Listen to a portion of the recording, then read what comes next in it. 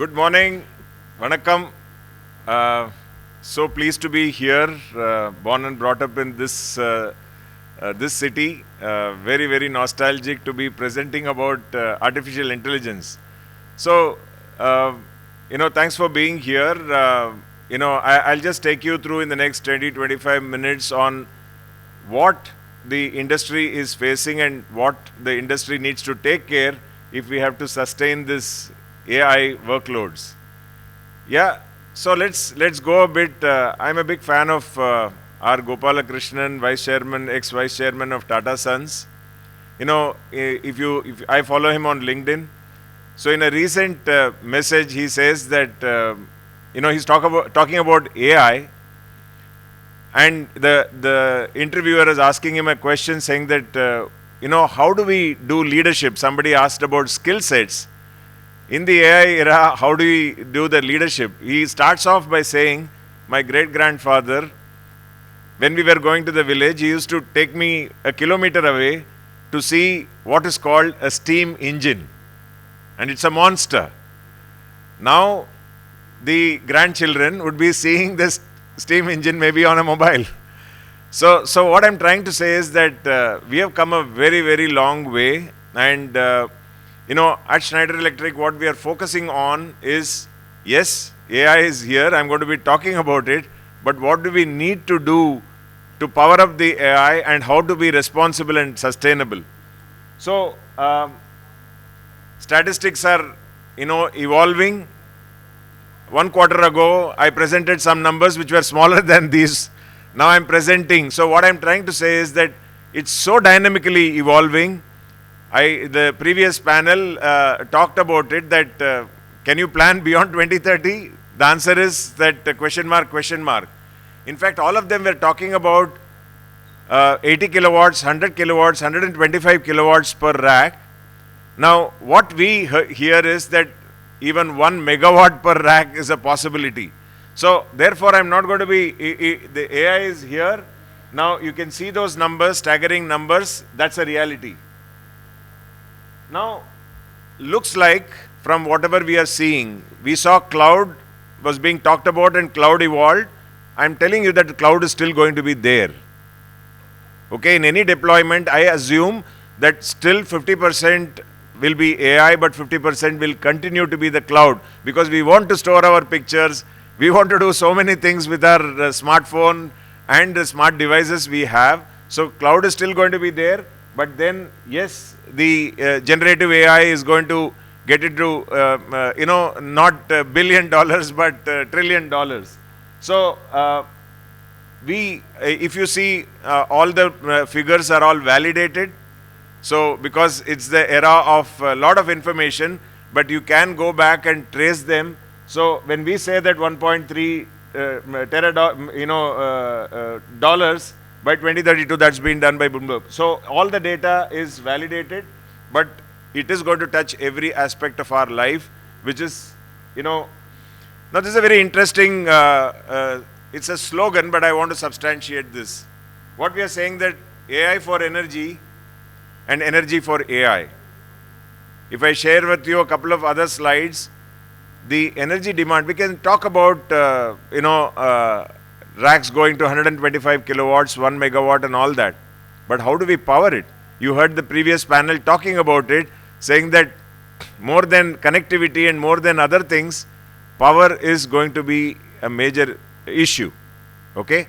So, energy saved is energy produced. So, can we move in the sustainable journey of creating better energy infrastructure, or the electrical infrastructure itself is so robust that you can start saving now. Otherwise, beyond 2030, even if you plan AI data centers, we'll be able to power it. I want to take a minute to explain to you. We are working at Schneider Electric. Why AI for energy? We are working with a telecom infrastructure hardware provider in India. Now, we did a heavy concept selling, saying that, you can use AI for saving your energy. It takes a lot of, it's like there is that saving, right? Very, very jovial saying which I have heard. When you die, where do you want to go? Everybody says heaven. But for that you have to die. So which means you have to invest for energy efficiency or sustainability. Now this is exactly what this customer did. Now staggering 39% savings on their current electrical infrastructure. So what do? We have a set of sensors.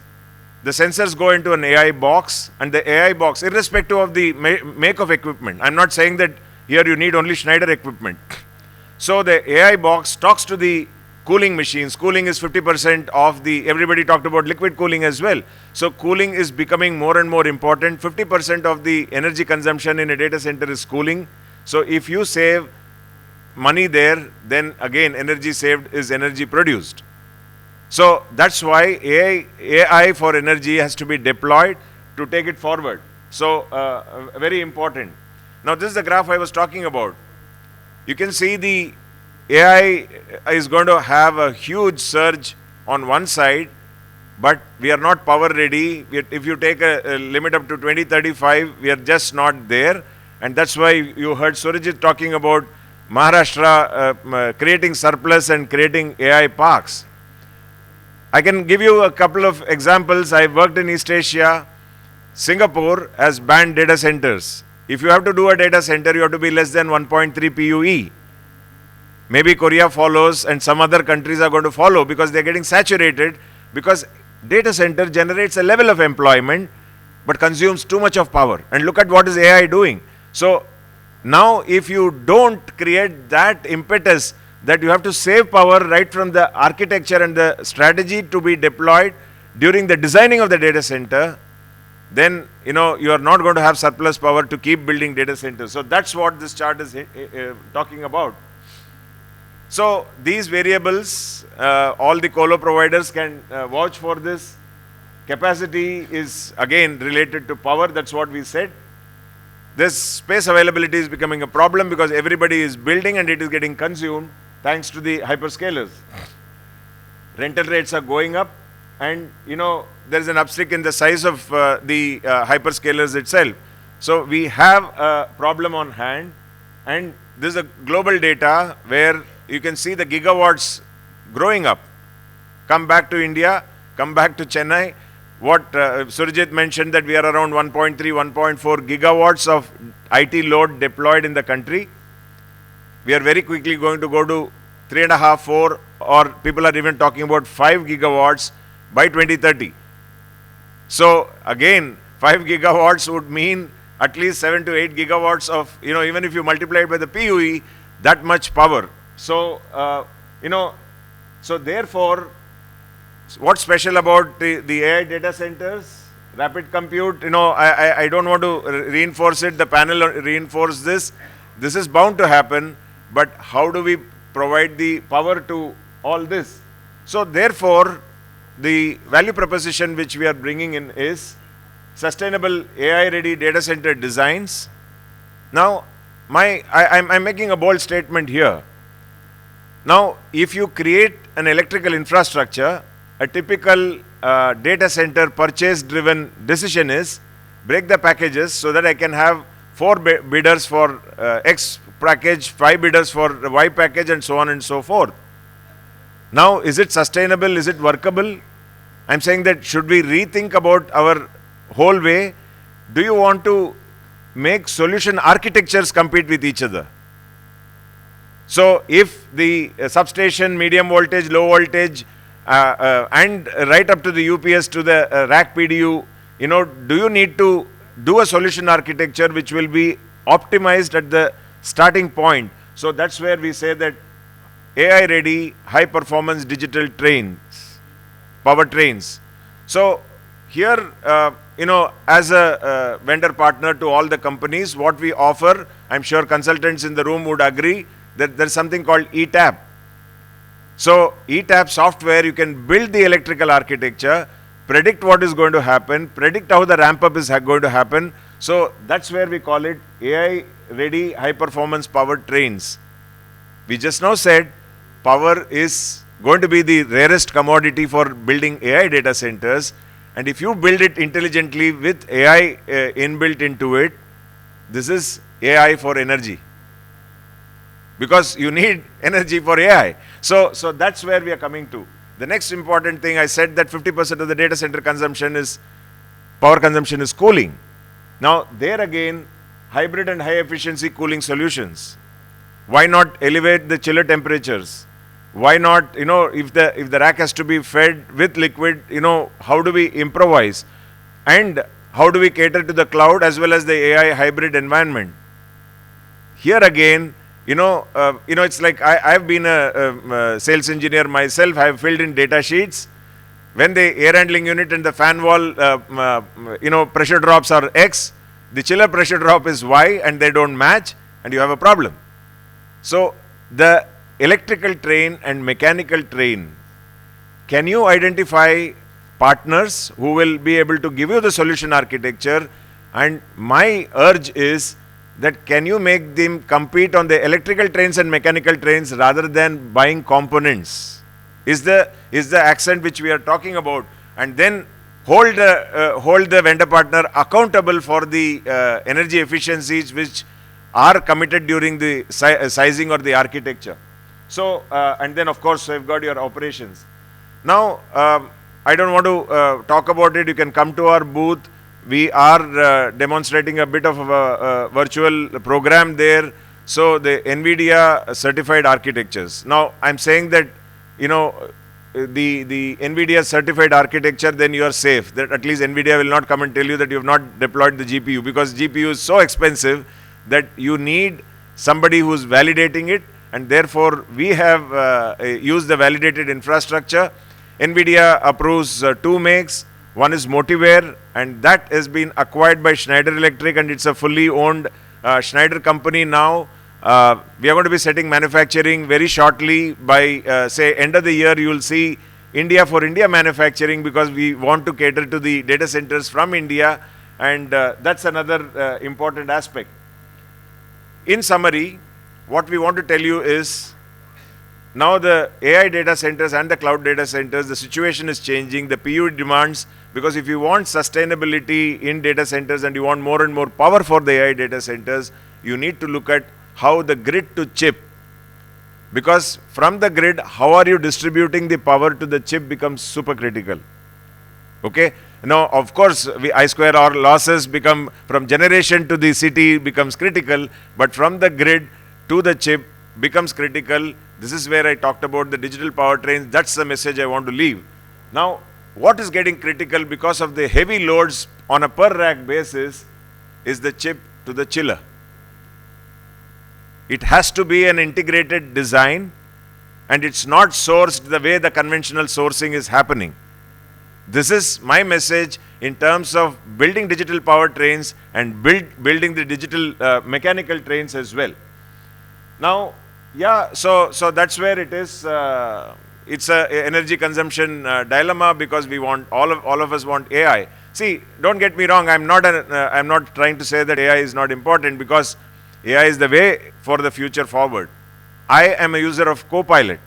Okay. Now, normally for a Schneider sustainability capability presentation, I would have taken slides from so many people, maybe 2 days spent to come and prepare this. Okay, not this presentation is through AI, but I'm generally saying Schneider's sustainability capability. You use this prompt, exactly in 2 minutes, 10 seconds, I got 36 slides, and I didn't have to edit it. And I could present it to a customer, and I'm telling you that I will be able to push across the value proposition. I am a strong user of AI, and really helps me to become more efficient. AI is here for organization efficiency. AI is here for future. As Rackbank CEO said, I don't want to talk about it. Apparently, our adversaries outside neighboring country, we used AI for doing so many things. So AI is here to stay, but we need to be conscious of the power consumption. So in summary, what we want to say is, optimize the power capacity and efficiency. If you can predict it, even better. And that's where you have to use software and simulation, and if possible, digital twins. And this is a capability which, because Schneider's focus is on the sustainability part, this is something which we are ongoing. ETAP, Aviva, all of this builds the predictability of your infrastructure given the uncertainty in the market. Deploying the high density infrastructure, we talked about talents. Where will you have that? This is something which Schneider is doing, and with our hyperscaler partners, etc., we are doing that. And of course, we will be talking more and more about data center sustainability in the industry so that we can go there. Energy strategy for the AI era becomes super critical. Prime power, backup power is equal to available power. Now we need to manage using the sustainability goals. When we design the infrastructure, we have to have this energy sustainability goals working in parallel with it. Otherwise, our planet is not going to be able to sustain what is going on. So on that note, the expectation is here.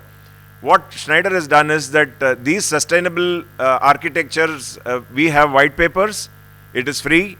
All you have to do is to go to the website, log in, means register and download the papers. There are multiple such papers, and we want to educate the industry more and more about it. And a gist of it is what I have presented here. In summary, sustainable digital potential exists. So focus on that. We are here to advise. We have a booth here. Please come over. More detailed discussion can be had. The terawatt hour impact. There is a huge. If you look at a 17% compounding, believe me, it's like when our money compounds at even 9%, 10%. You know what returns we get in 5 years. 17% compounding is too huge, and I would say that we can't be isolated operators. We will have to build an ecosystem, and this is exactly what we are doing. We are getting expert organizations to support us and build an ecosystem for the hyperscalers, for the data center providers, so that they can build a sustainable one. And then the grid impact, it's all about energy for the future. So count on Schneider Electric for building a sustainable architecture here, and thank you very much for your patient listening. If there are any questions, I can address it.